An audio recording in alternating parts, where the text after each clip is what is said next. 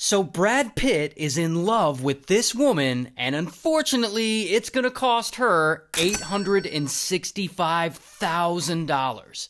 Now, her name is Anne, and she's 53, and she lives in France, and unfortunately, Anne has a problem. She's super lonely. I mean, she's married to a millionaire, but their marriage has already broken up, and they're in the process of getting a divorce. But then, one day, she gets a message on Instagram from this older woman, Jane. And Jane and Anne, they start chatting and they hit it off, and over the next few months, they become friends. And eventually, Jane is like, my son needs a woman just like you. Why don't I introduce you? Now, Jane's son just happens to be this guy, Brad Pitt. Yes, that Brad Pitt. And so they start chatting and they hit it off, and Anne thinks he is fine because, of course she does, he's Brad Pitt. And he's like sending her selfies of himself, and they keep talking and they're texting every day, and soon enough, it becomes romantic. And Anne is just totally excited to be in love again. And Brad Pitt, he's over here sending her poems that he wrote and declarations of love, and Anne is always asking to talk on the phone, but strangely, Brad Pitt is never available for an actual phone call.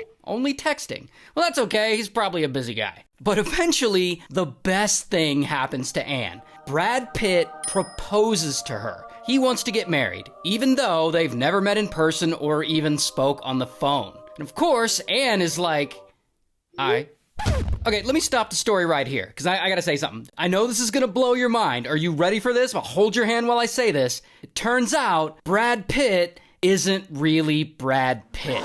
He is apparently a small group of scammers they believe are operating out of Nigeria. Sorry, Nigeria. This is all a romance scam. And these pictures and selfies that fake Brad Pitt keeps sending her, they're all AI generated.